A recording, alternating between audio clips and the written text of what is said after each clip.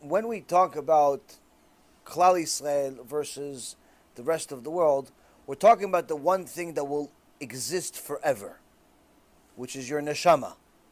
One thing that has existed in the past, and one thing that's going to exist in the future. Your body is clothes that's going to become lunch one day for worms and maggots. We put no value whatsoever on this body. In fact, the more righteous a person is, the more he abuses his body because of how much he's toiling and working to serve Hashem. Many of the tzaddikim apologize to their body before they when they're older. Why? Because of how much damage they put their body through serving HaKadosh Baruch Hu, staying up really late, sleeping very little, not fulfilling every desire that the body had, and so on and so forth. The point being is that when you compare the neshama of a Jew versus the neshama of a non-Jew, we're talking about worlds apart. So, the Jewish people are the only people that don't have a look. As I said in the shiur on Hoshana Rabbah, many people think that Jewish people have a look. This only means that you're uneducated.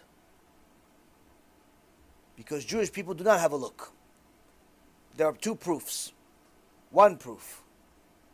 The Sfarim HaKadoshim, one specific one is the Zohar Kadosh, says that the look of a Jew is influenced by the air that he breathes, the atmosphere he breathes. Meaning that wherever the Jew lives, over time, that Jew will start looking like the people of that place.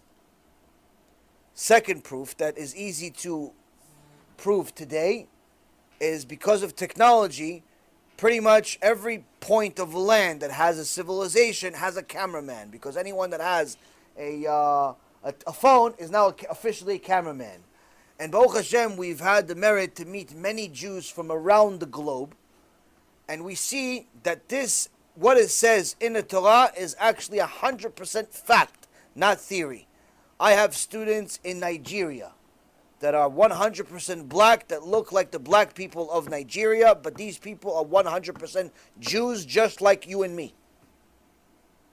I have people in India, Keilah, 3,000-4,000 people. They look like the Indian people, the Hindu people. They live in India. They don't look like you and me. And guess what?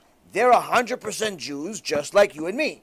They put on tefillin, they have a bet knesset, they eat kasher, and so on and so forth. Some more religious, some are less religious, but nonetheless, the look, the physicality of the people, if you saw them in the street without a kippah, you would think this person is, for sure, Hindu, he's from India. It's not like you would think, oh no, he looks Jewish. There is no Jewish look. Further, you go to Manipur, another part of India. You see that there's a different type of looking India. They look a little slightly different, more Asian looking. I have a bunch of students over there. We sent them a few thousand CDs that they learn our Torah over there. They look like them. I have people in Australia. They look like them. I have people in Israel. They look like them. People in Europe look like them. People in America look like them. People think that because they saw Woody Harrelson and Seinfeld on TV, that's the Jewish look. No, that just means you watch TV and you watch American TV. That's all that means. That doesn't mean that Jews look like that. You go to Israel, you're going to see every type of Jew.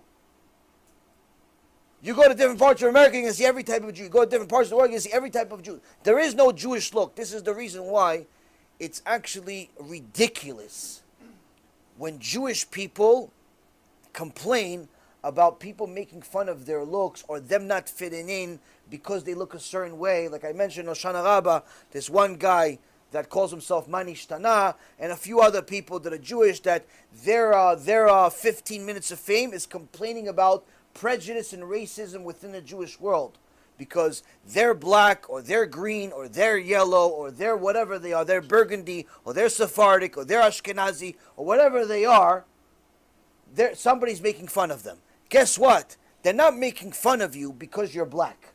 They're not making fun of you because you look Asian. They're not making fun of you because you look like me, like you just came from Hamas. They're not making fun of you like you look like a piece of white paper that came from Europe. No, they're not making fun of you because of that. You know why they're making fun of you? Because God said so. That's why they're making fun of you. God said so. I want you to go make fun of him. Why? I want to see what he does. I want to see if he still loves me after people make fun of him. I want to see what he does after people make fun of him. because he looks like he's from Yemen, but in reality he's from Tripoli. He looks like he's from Tripoli, but in reality he's Russian, but he just looks like he's from... They're making fun of you because I said so. Now, if you're going to take this and use this as your 15 minutes of fame, you're going to complain about it on the internet all day, you're going to talk to people about it, you're going to want special privileges because you're darker skin or lighter skin or whatever skin you are, you, my friend, are a fool. An ignorant fool. You not only think that Jews have a look, which means you have absolutely no knowledge whatsoever of Torah, but on top of it, you have no belief in HaKadosh Baruch Hu running the world. And last but not least, you're letting the Reshaim win by letting them occupy so much time of your mind, so much time of your energy, so much of your life by being consumed with this. If they don't like you, they make fun of you for whatever reason, go somewhere else. Who says you have to go there? Go somewhere else. Go find new friends. The Rambam says if you're surrounded by Reshaim, go to the desert. Make your best friend the scorpion and the snake. Not literally go to the desert, but in essence make your life a desert. Only have limited people that enter your life, limited people that you allow into it. You don't have to be friends with everybody. Everybody thinks that, you go to a community and everyone's supposed to love you. The Mashiach would come already if that happened. Sinat Chinam has been going on for a couple thousand years. Unfortunately, it hasn't been solved. It hasn't even been touched. The liberalism of the world where, no, we accept everyone is complete bogus. No one accepts everyone. Most people do not accept everyone. The only people that accept everyone are tzaddikim. Why? They don't see color. They don't see color. They don't see size. They don't see any of that stuff. They see neshama. Who are you inside?